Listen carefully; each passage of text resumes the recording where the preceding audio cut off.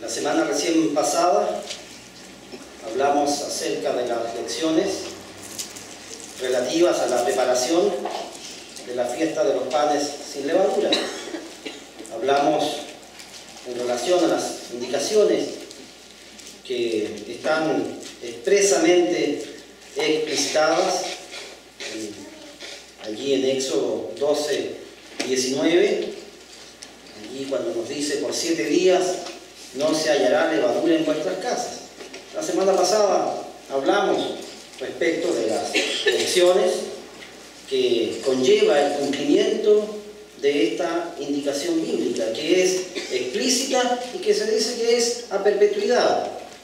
Los israelitas, quienes fueron los que recibieron esta indicación, así también nosotros, los israelitas espirituales, entendemos que esta indicación está vigente y el cumplimiento de esta indicación nos deja lecciones.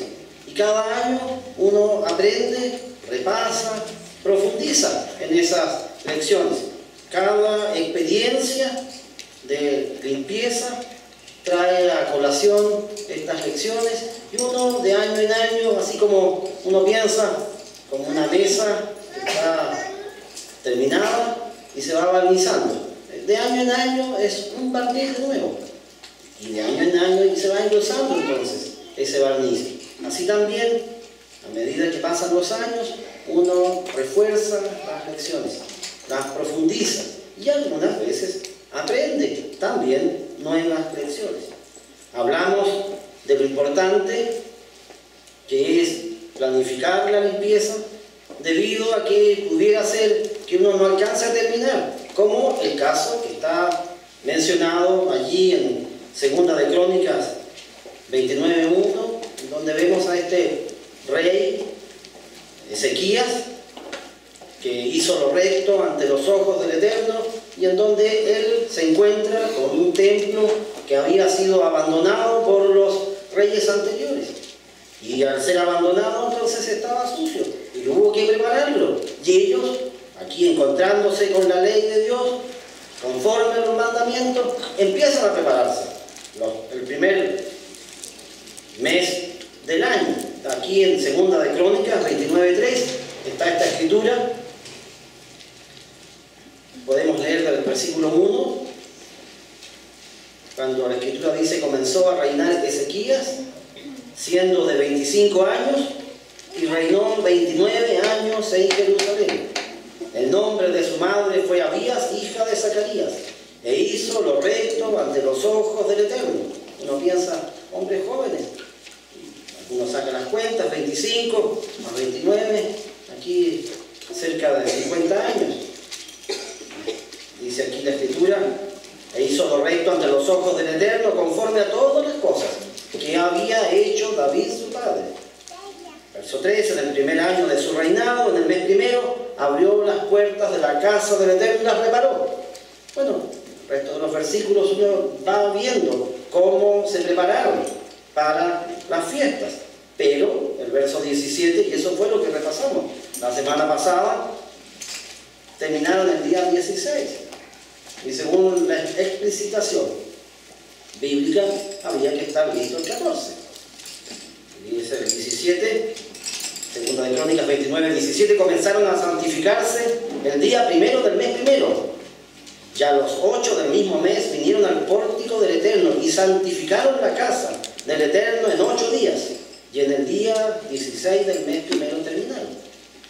Entonces, a veces una de las lecciones que enseña la experiencia es que la limpieza de las casas requiere la aplicación de hablábamos la semana pasada, de una planificación estratégica. Cada año es una experiencia nueva y cada año uno profundiza las lecciones de antaño. Repasamos también que la limpieza trae orden. Esto es una de las cosas que más impactan. La limpieza trae orden. La experiencia de la limpieza nos lleva, en no pocos casos, a hacer un reordenamiento de nuestras cosas. No es que uno sea per se una persona ordenada, pero la limpieza hace que uno se vea obligado a limpiar. El solo hecho de limpiar trae consigo que se vea más ordenado. Y repasamos también, además, que no hay nada más contaminante que la levadura. Habiendo levadura, siempre existirá el riesgo que la levadura se reactive e inicie su obra de contaminación. No son pocas las referencias que hablan de este principio. La levadura leuda toda la masa. La semana pasada repasamos estas 3 lecciones que podemos aprender al prepararnos para vivir la semana de panes sin levadura, que según el calendario bíblico comienza entonces este día martes y se extiende por una semana. Pablo, al respecto, también en el Nuevo Testamento, también nos traen a colación las lecciones que podemos extraer cuando nos preparamos para Pascua. Estamos en este momento a pocas horas de vivir Pascua. Y así como la preparación para la semana de panes y levadura tiene lecciones, así también cuando nos preparamos para vivir Pascua, también la preparación para vivir Pascua tiene lecciones. Aquí en Filipenses 2, en el verso 12,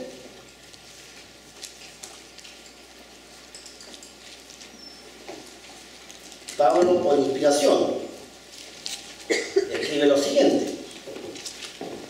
Aquí en Filipenses 2,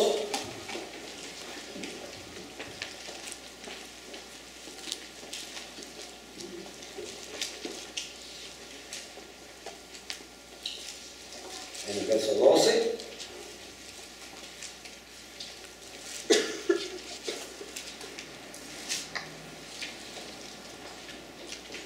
dice aquí: por tanto, amados míos, como siempre habéis obedecido, no como en mi presencia solamente, sino mucho más ahora en mi ausencia, ocupaos en vuestra salvación con temor y temblor. Pablo, por inspiración, nos pide que debemos ocuparnos en nuestra salvación. Pablo, bajo inspiración, apela a este principio de la preocupación y también relevancia que debe tener nuestra salvación. En la versión Jerusalén del 2001 dice aquí: así pues, queridos míos, de la misma manera que habéis obedecido siempre, no solo cuando estaba presente, sino mucho más ahora que estoy ausente, dice aquí: trabajad con temor y temblor por vuestra salvación. Y también la Biblia de traducción viviente dice: ocúpense seriamente de su salvación con profundo respeto. Es interesante cómo Pablo trae aquí a colación que nuestra salvación requiere de nosotros. ¿Qué requiere de nosotros? Nuestra común salvación. Que la tengamos en un lugar de privilegio en nuestros pensamientos y espíritus, y en consecuencia en nuestros actuales. Que, como hemos mencionado, los actuales son extensiones de lo que hay dentro de nosotros. Nuestra salvación es una prioridad, o mejor dicho, es la prioridad de nuestro andar cristiano. ¿Qué seríamos nosotros los cristianos si no trabajáramos en nuestra común salvación? Aquí en Hebreos 2, en el verso 1, el escritor de Hebreos trae a colación este tema.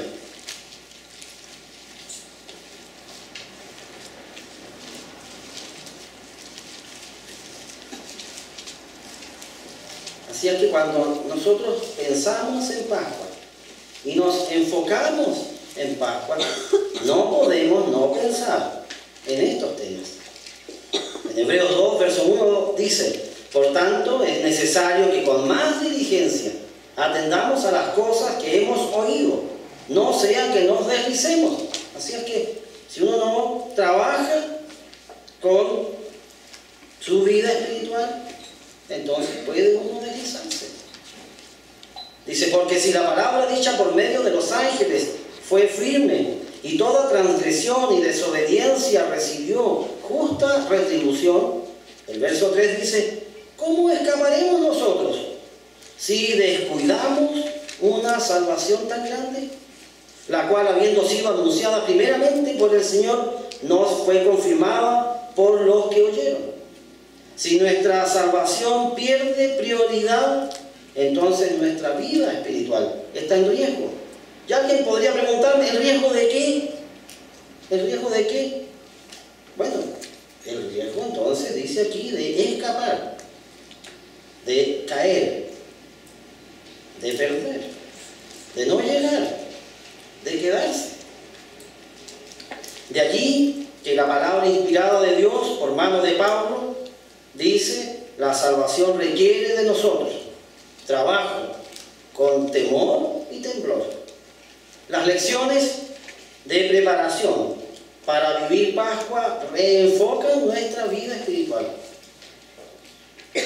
Y en este sentido, la lección más importante que debemos tener en cuenta cuando nos preparamos para vivir Pascua es que su preparación es definitivamente de corte espiritual.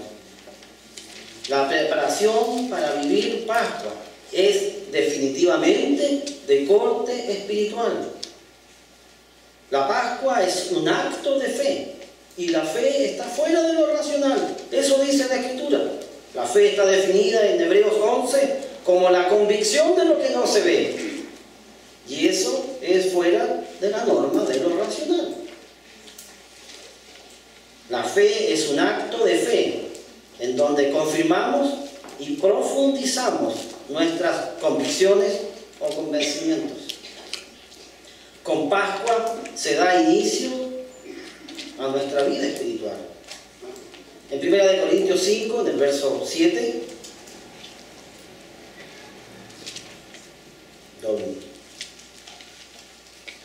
el señor Barraza mencionó esta escritura hace un momento atrás.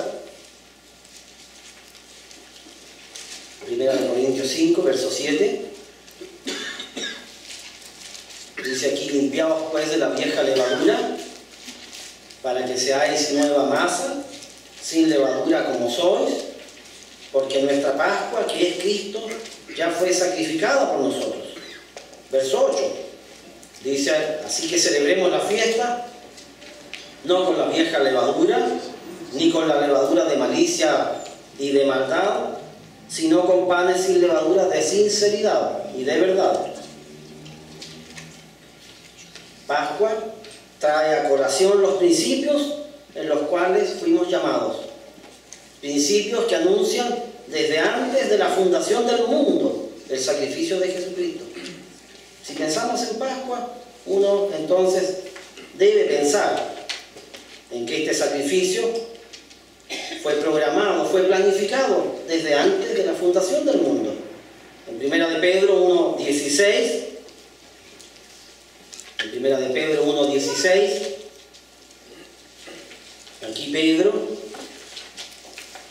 y todos los escritores del Nuevo Testamento bajo inspiración hacen hincapié en esto. 1 de Pedro 1, verso 16, dice, porque escrito está, sed santos, porque yo soy santo. Y si invocáis por Padre aquel que sin acepción de personas juzga según la obra de cada uno, conducíos en temor todo el tiempo de vuestra peregrinación, nuestra vida espiritual. Estamos siendo observados por Dios.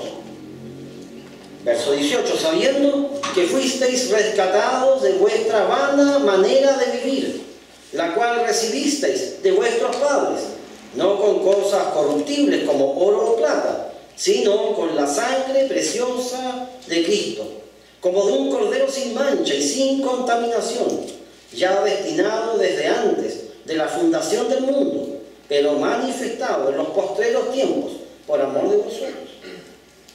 Pascua trae a colación estos principios, que son nuestros principios.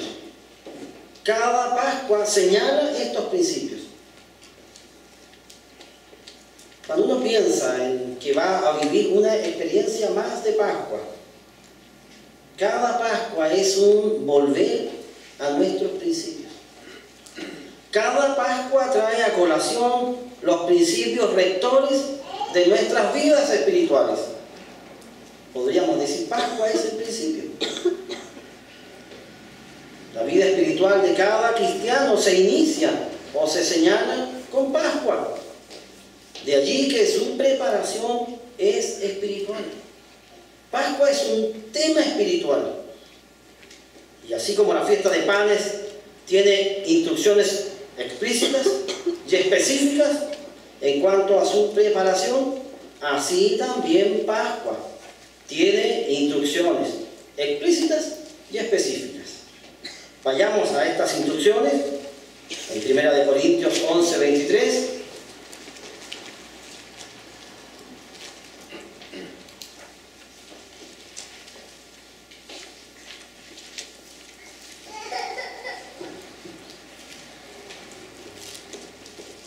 Primera de Corintios 11, verso 23.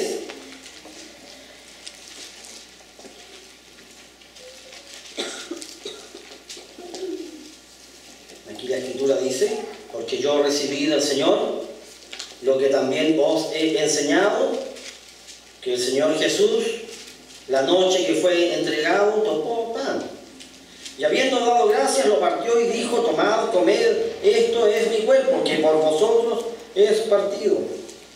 Haced esto en memoria de mí. Asimismo tomó también la copa, después de haber cenado, diciendo: esta copa es el nuevo pacto en mi sangre. Haced esto todas las veces que la bebiereis, en memoria de mí. Así pues, todas las veces que comiereis este pan y bebiereis esta copa, la muerte del Señor anunciáis, hasta que Él venga. Esto es una escritura que leemos cada Pascua. Podríamos decir, esta escritura es un resumen de lo que viviremos mañana. Es interesante los versículos que vienen. Dice en 1 Corintios 11, 27, las instrucciones para prepararnos para Pascua. Dice: de manera que cualquiera que comiere este pan o bebiere esta copa del Señor indignamente, será culpado del cuerpo y de la sangre del Señor. Aquí la palabra traducida como indignamente viene del griego anaxios, que también se traduce como irreverentemente. Irreverentemente.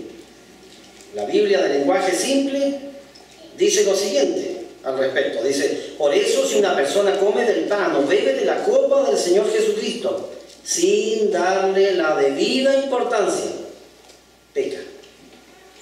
Sin darle la debida importancia, peca. En contra del cuerpo y de la sangre de Jesucristo. Pascua es un momento de mucha reverencia. No estamos, entre comillas, recordando aquí cosas simples. No estamos recordando cosas simples, sino más bien cosas básicas en nuestro quehacer cristiano. Lo que recordamos aquí es que Jesucristo se sacrificó por nosotros. Y eso no es un tema simple. No es un tema simple, es un tema muy complejo. En Hebreos 9, verso 11,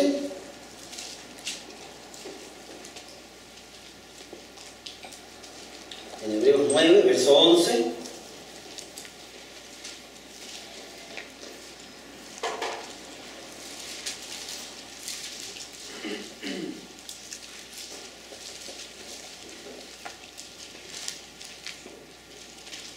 dice aquí: pero estando ya presente Cristo, sumo sacerdote de los bienes venideros, por el más amplio y más perfecto tabernáculo, no hecho de manos, es decir, no de esta creación. Verso 12: y no por sangre de machos cabríos ni de becerros, sino por su propia sangre, entró una vez para siempre en el lugar santísimo, habiendo obtenido eterna redención. El sacrificio de Jesucristo para la remisión de nuestros pecados es el fundamento del pacto con el Dios del universo. No es un tema simple. Uno piensa, el Hijo de Dios, Dios en carne, se sacrificó por nosotros. Pascua es el momento en donde se pone todo en perspectiva. ¿Cuál perspectiva? La perspectiva espiritual. Pascua lo ordena todo. Pascua reordena todo. Con Pascua se le da el orden de prioridad a todas las cosas. Vivir Pascua. En 1 Corintios 11, 28,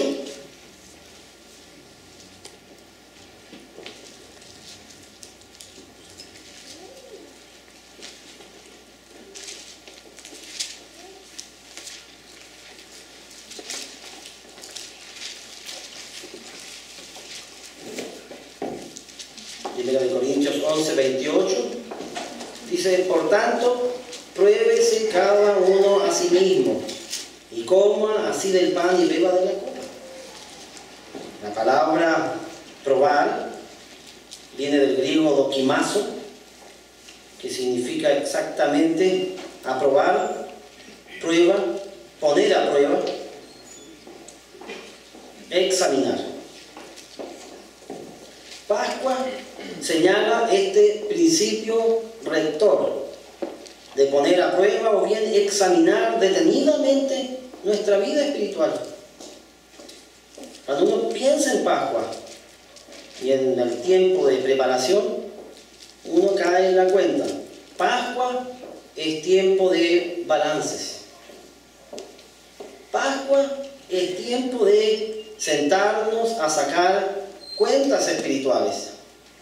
Pascua es tiempo de volver a nuestros principios rectores. Pascua es tiempo de volver sobre nuestros caminos con la perspectiva correcta. Pascua es tiempo de hacer cuentas ante Dios. Uno piensa, me gustaría que fuéramos a Lucas 14, 25. Esta escritura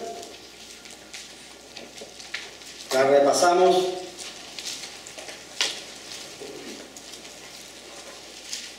cuando se hace la consejería prebautismal. Uno habla de esta escritura constantemente. De hecho, aquí Jesús, uno piensa en las multitudes que iban con él.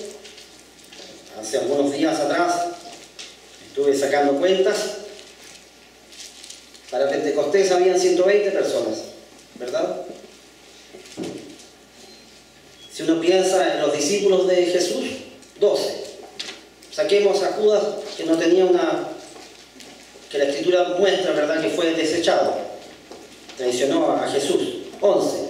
Más los 70, que iban de 2 en 2, predicando la palabra y el evangelio. Y entonces uno saca cuentas. 70 más 11 son 81. A 120 son 39. 39 personas se agregaron, ¿verdad? Uno piensa en el trayecto. Estas son, ¿verdad?, cuentas que uno saca. 39 personas. Y uno piensa entonces en las grandes multitudes que seguían a Jesús. Y Jesús les dijo, mire, aquí en Lucas 14, verso 25,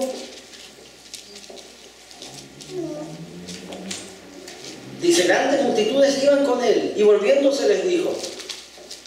Cuando uno hace estas cuentas también no puede sino pensar en el milagro de los panes y de los peces. 5.000 personas. 5.000 personas. Y cuando uno piensa entonces en Pentecostés, 120 personas. Bueno, ¿qué pasó con las 4.800 y tantas personas? Bueno, aquí Jesús trae las cosas a la perspectiva correcta. Lucas 14, verso 26. Si alguno viene a mí y no ama menos a su padre y madre, y mujeres, hijos, y hermanos y hermanas, y aún también su propia vida, no puede ser mi discípulo. Jesús les explicó esto a las miles de personas que iban y escuchaban el mensaje. Y Jesús les dijo, bueno, saquen cuentas, siéntense y saquen cuentas. Y por eso este tema está ligado con lo que vamos a conmemorar mañana, Pascua. Pascua es un tiempo en donde uno tiene que sentarse a sacar cuentas, a evaluar. Dice aquí, verso 27, y el que no lleva su cruz y viene en pos de mí, no puede ser mi discípulo. Ser cristiano, vivir como cristiano, implica que uno tiene que sacar cuentas. Si hay algo más importante que mi vida espiritual, hay que sacar cuentas. Verso 28 dice, porque ¿quién de vosotros queriendo edificar una torre no se sienta primero y calcula los gastos a ver si tiene lo que necesita para acabarla? No sea que después que haya puesto el cimiento y no pueda acabarla, todos los que lo vean comienzan a hacer burla de él, diciendo, este hombre comenzó a edificar y no pudo acabar. Muy bien que la Escritura en Eclesiastés 7:8 dice, mejor es el fin del negocio que su principio. Pascua es tiempo de sentarse a sacar cuentas espirituales. Si hay un momento en el año para sacar cuentas, es este preciso momento. ¿Amo más a Dios ahora que cuando iniciamos?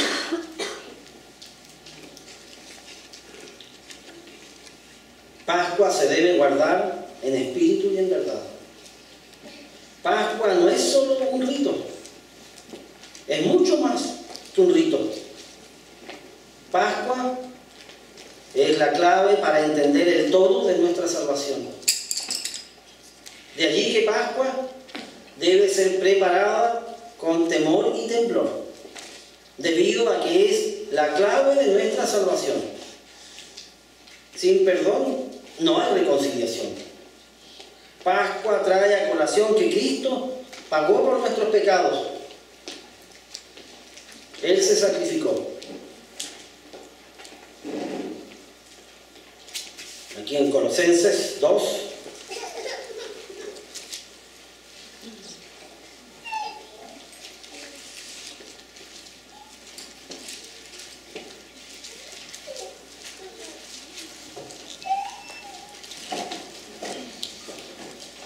en el verso 13, la Escritura nos dice, Colosenses 2,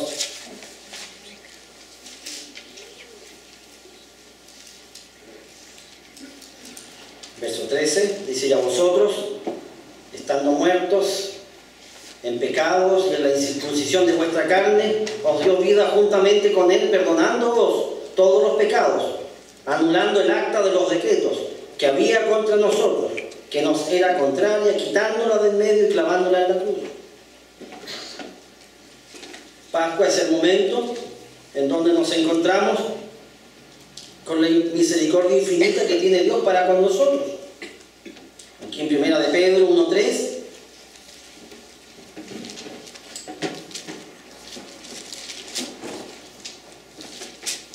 Primera de Pedro 1:3,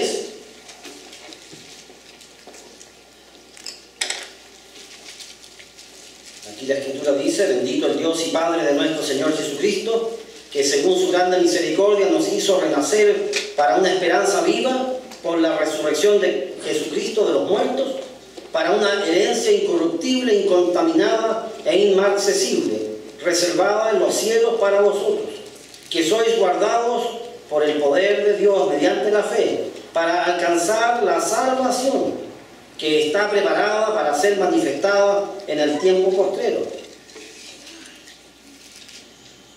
Cuando uno piensa en Pascua, se encuentra con que la misericordia de Dios se manifestó con su sacrificio.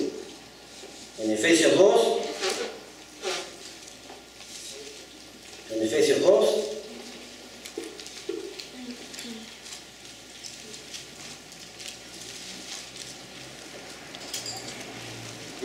allí en Efesios 2, en el verso 1, hablando de Jesucristo. Él os dio vida a vosotros cuando estabais muertos en vuestros delitos y pecados, en los cuales anduvisteis en otro tiempo, siguiendo la corriente de este mundo, conforme al príncipe de la potestad del aire, el espíritu que ahora opera en los hijos de desobediencia, antes de llegar, antes de ser rescatados de nuestra vana manera de vivir.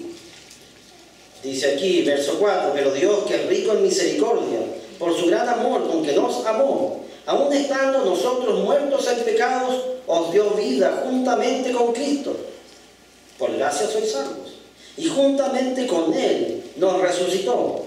Y asimismo nos hizo sentar en los lugares celestiales con Cristo Jesús, para mostrar en los siglos venideros las abundantes riquezas de su gracia en su bondad, para con nosotros en Cristo Jesús. Pascua señala la relación que tenemos con Dios, nuestro Padre. Hace algunos días atrás leí un artículo de la BBC que hablaba respecto del capital humano. El artículo comenzaba así: ¿cuánto vale usted? ¿Se han preguntado alguna vez cuánto vale usted? ¿Cuánto vale usted en su empresa o en la sociedad? Los expertos han llamado a este valor el capital humano. Ahora bien, ante Dios, ¿cuánto valemos? La Escritura dice que somos más que simples criaturas para Dios. ¿Por qué? Porque fuimos comprados por precio. Fuimos comprados por precio. En 1 Corintios 7:23, la Escritura dice: por precio fuisteis comprados. No os hagáis esclavos de los hombres. Cristo pagó un precio. Se sacrificó por nosotros. Es interesante pensar en este pacto. En Israel había una ley cuando una persona se hacía siervo permanente. Vayamos allá en Éxodo 21, verso 1. El siervo por siempre. ¿Cómo se dejaba claro que un hombre iba a ser siervo por siempre de su amo? No iba a salir libre al 7º año. ¿Cómo se hacía? Éxodo 21, 1. Estas son las leyes que le propondrás. Si comprare siervo hebreo, 6 años servirá, más el 7º saldrá libre, de balde. Si entró solo, solo saldrá. Si tenía mujer, saldrá él y su mujer con él. Si su amo le hubiere dado mujer y ella le diere hijos o hijas, la mujer y su hijo serán de su amo, y él saldrá solo.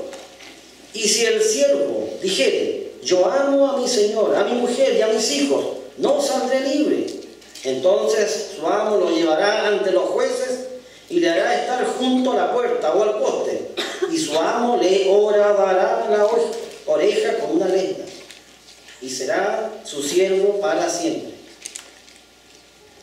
Con nuestro bautismo nosotros hicimos un pacto por siempre con nuestro Dios. Es como si en sentido figurado nos hubiéramos dejado abrir, ¿verdad?, la oreja con lesna. Esto no es algo que se termine. Este hecho que mencionamos del siervo para siempre convertía al siervo en un siervo permanente. El compromiso que adquirimos en Pascua se señala de la misma manera. Esto no es algo transitorio, no es por un momento, es por toda nuestra vida. Con el eterno Dios tenemos una relación permanente, permanente. Hemos sido comprados por precio. Para Dios somos su especial tesoro. Y Pascua señala esto. Pascua señala la relación que tenemos con nuestro Padre. Es una relación permanente. transitoria. Aquí en Filipenses 1:6, en Filipenses 1:6,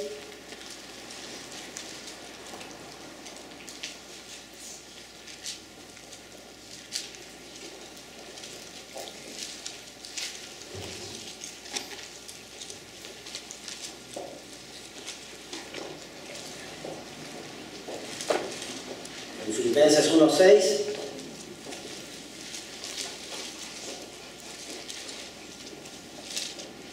dice aquí: estando persuadido de esto, Pablo y Timoteo, siervos de Jesucristo, a todos los santos en Cristo Jesús. Así parte esta epístola a los filipenses.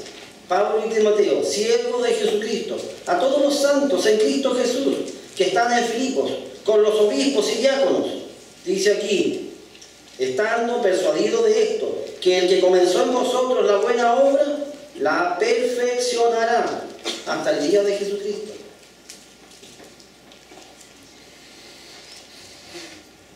El plan de Dios nos involucra permanentemente, no transitoriamente.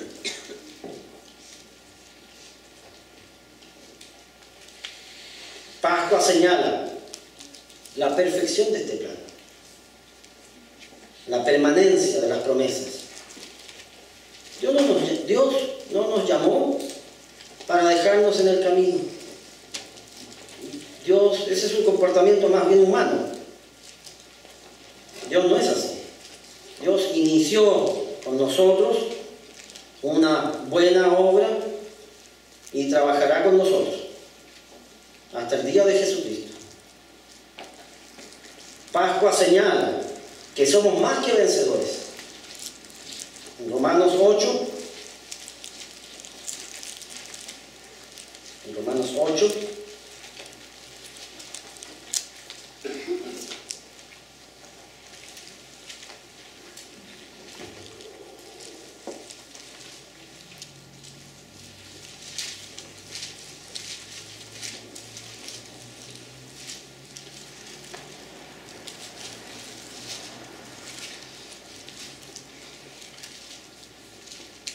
dice la Escritura en verso 37 del capítulo 8 de Romanos: antes en todas estas cosas somos más que vencedores por medio de aquel que nos amó, por lo cual estoy seguro de que ni la muerte, ni la vida, ni ángeles, ni principados, ni potestades, ni lo presente, ni lo porvenir, ni lo alto, ni lo profundo, ni ninguna otra cosa creada nos podrá separar del amor de Dios, que es en Cristo Jesús, Señor nuestro. Vivir Pascua nos trae a colación este principio. Si nos arrepentimos y nos humillamos ante la misericordia de Dios, somos más que vencedores por medio de aquel que nos amó desde antes de la fundación del mundo. Pascua señala un hecho muy importante en este camino. Si Dios está de nuestro lado, ¿quién estará contra nosotros? Aquí en el verso 28 de este mismo capítulo,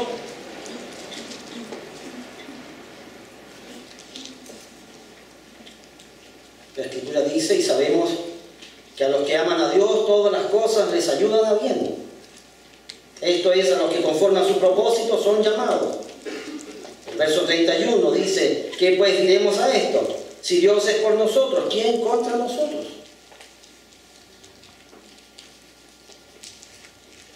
Pascua señala el principio de que estando Dios de nuestro lado no hay prueba, no hay dificultad o circunstancia que uno pueda escribir como excusa o lo que se conoce como punto de quiebre. Hace algunos días atrás estuve pensando en este tema del punto de quiebre. El punto de quiebre se conoce personas que hacen surf, cuando se quiebra la ola, eso se le llama el punto de quiebre. Ahora también punto de quiebre se le llama también a un concepto de Pavlov en sus experimentos. Pavlov es conocido por nosotros. ¿Se acuerdan Esto de la campana y el perro. Se toca la campana y el perrito empieza a segregar jugos gástricos. Él se hizo famoso por estos experimentos con mascotas y lo que él le llamó el condicionamiento. El condicionamiento. Por eso es que nos da hambre al mediodía cuando tocan las 12. Por lo menos mi generación, a nosotros nos daban el almuerzo a las 12:30. Entonces uno siente el sonido de la bocina y entonces empiezan los jugos gástricos a dar vuelta. Bueno, por lo menos a mí me pasa eso. Bueno, pero Pavlov no solamente trabajó con esto del condicionamiento de las mascotas y la campana. Él habló de algo muy interesante respecto del punto de quiebre que tienen los seres humanos. Aquí en la página 89, durante sus históricos experimentos sobre el reflejo condicionado, Iván Pavlov observó que cuando eran sometidos a una prolongada tensión física o psíquica, los animales del laboratorio revelaban todos los síntomas de una depresión nerviosa. Sus cerebros se negaban a seguir afrontando una situación intolerable y se declaraban en huelga, por así decirlo, o dejaban simplemente de funcionar, o recurrían a la retardación o el sabotaje. Algunos animales soportan la tensión mejor que otros. Dice aquí, los perros que poseen lo que Pavlov llamaba una constitución fuerte, se derrumbaban mucho más rápidamente que los perros con un temperamento meramente animado. Análogamente, los perros débiles llegan al término de sus posibilidades mucho más pronto que los perros tranquilos e imperturbables. Pero hasta el más estoico de los perros es incapaz de resistir indefinidamente. Todos los canes se doblegan o mueren. O se doblegan o mueren. Las conclusiones de Pavlov fueron confirmadas de la manera más angustiosa y en escalas muy grandes durante las 2 guerras mundiales. Y dice aquí, como resultado de una sola experiencia catastrófica o de una sucesión de terrores menos espantosos, pero frecuentemente repetidos, los soldados acababan revelando cierto número de síntomas psicofísicos inhabilitantes: pérdida temporal de la conciencia, agitación extrema, letargo, ceguera o parálisis funcionales, réplicas nada realistas frente a los acontecimientos, extrañas inversiones de normas de conductas de toda la vida, es decir, todos los síntomas que Pavlov observó en sus perros reaparecieron entre las víctimas de lo que en la Primera Guerra Mundial se denominó shell shock o conmoción de la metralla o cansancio del combate. Todo hombre tiene su propio límite individual de resistencia. Los que menos duraban, 15 días. Los que más se resistían, 45 días. Sin embargo, después de 45 días de torturas, todas las personas indefectiblemente se doblegaban. A eso se le llamó punto de quiebre. Mas también Pavlov dice, pero hay algunos que resisten. O mueren. O mueren. ¿Por qué traje estas palabras? ¿Habrá alguna prueba? ¿Alguna circunstancia? ¿Algo que uno pueda decir, este es mi punto? ¿Esta es mi prueba? ¿Yo hasta aquí llego y no puedo avanzar más? Bueno, Pablo dijo, mire, no hay excusa. No hay razones.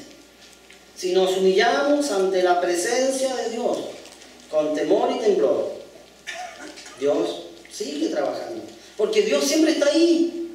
Si somos nosotros los que salimos de esta onda, si no pudiera decir, ¿verdad? Esta onda. ¿Quién es el que oscurece el consejo con palabras sin sabiduría? Job preguntó eso. ¿Quién es el que oscurece el consejo con palabras sin sabiduría?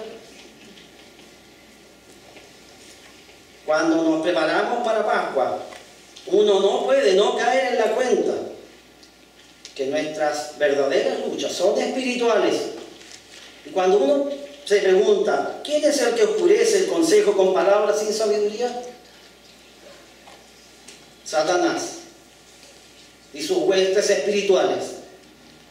En Efesios 6:12 claramente se explicita: no tenemos lucha contra carne o sangre, sino contra huestes espirituales, contra los gobernadores de las tinieblas de este siglo, contra huestes espirituales de maldad en las regiones celestes. ¿Quién es el que oscurece el consejo con palabras sin sabiduría? ¿Quién es el que nos dice, mire, este es su punto, hasta aquí llegó usted? ¿Quién es? Satanás quiere hacernos creer que todos tenemos un punto de quiebre. Mas Pablo y la palabra dice: nada hay que nos pueda separar del amor de Cristo. Pascua señala que somos más que vencedores, debido a que cuando nuestras fuerzas decaen, se hace manifiesto la fuerza de su brazo protector. Segunda de Corintios 12.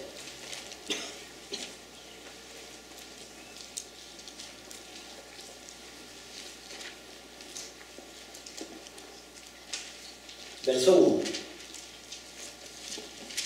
Pablo: ciertamente no me conviene gloriarme, pero vendré a las visiones y a las revelaciones del Señor. 2. Segunda de Corintios 2:12. Conozco a un hombre en Cristo que hace 14 años, si en el cuerpo no lo sé, si fuera del cuerpo no lo sé, Dios lo sabe, fue arrebatado hasta el tercer cielo. Y conozco al tal hombre, si en el cuerpo o fuera del cuerpo no lo sé, Dios lo sabe, que fue arrebatado al paraíso, donde oyó palabras inefables que no le es dado al hombre expresar. De tal hombre me gloriaré, pero de mí mismo en nada me gloriaré, sino en mis debilidades.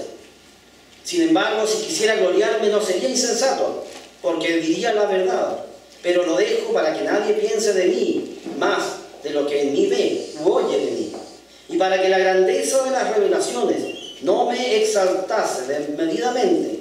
Me fue dado un aguijón en mi carne, un mensajero de Satanás, que me abofetee, para que no me enaltezca sobremanera. Respecto a lo cual 3 veces he rogado al Señor que lo quite de mí. Verso 9. Y me ha dicho: bástate mi gracia, porque mi poder se perfecciona en la debilidad. Pascua señala este principio. Si hemos sido comprados por precio, si hemos sido comprados por precio, si han horadado nuestra oreja con lesna, si tenemos a Dios de nuestro lado, no hay prueba ni dificultad que nos pueda apartar del amor de Dios. Pascua es un recordatorio de esto. Pascua señala que en la medida que vencemos, dejamos de ser vencidos. En la medida que resistimos las batallas espirituales, nos vamos fortaleciendo espiritualmente.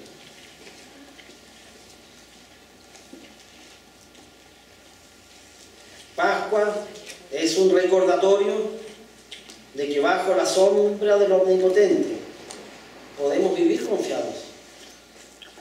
Salmo 91.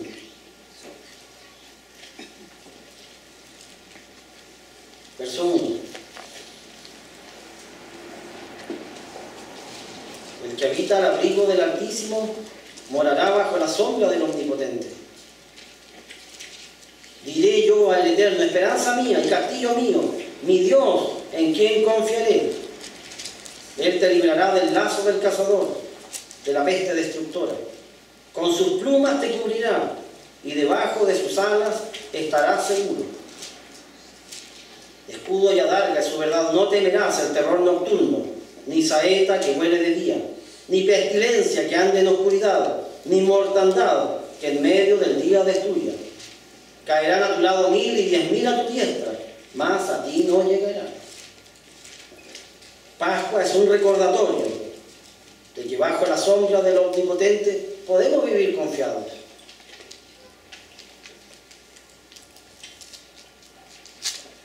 Pascua señala que hemos sido invitados por Dios a vivir una vida santa y sin pecado. Pascua señala esto y mucho más desde la perspectiva de lo espiritual. La preparación para Pascua es netamente de corte espiritual. La preparación para Pascua nos debe instar a perfeccionar nuestra fe en temor y en temblor y en obras.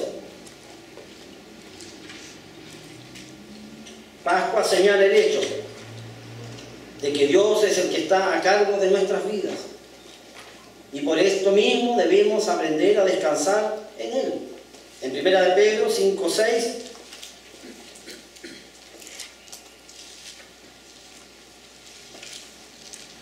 1 de Pedro 5:6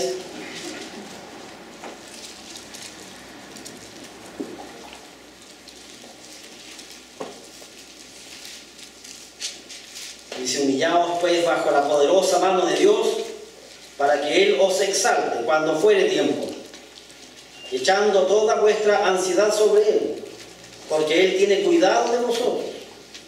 Sed sobrios y velados, porque vuestro adversario el diablo, como león rugiente, anda alrededor buscando a quien devorar, al cual resistid firmes en la fe, sabiendo que los mismos padecimientos se van cumpliendo en vuestros hermanos en todo el mundo. Pascua es tiempo de reflexión, de oración y ayuno. Pascua señala el principio de nuestros principios. Pascua es tiempo de recordar y reflexionar en todo lo que Dios nos ha entregado, en todo lo que Dios ha hecho y en todo lo que Dios ha prometido. Pascua es tiempo de volver a empezar. Pascua es tiempo de hacer lo que debemos hacer. Pascua es el tiempo para preocuparnos en nuestra salvación con temor y temblor. Buenas tardes.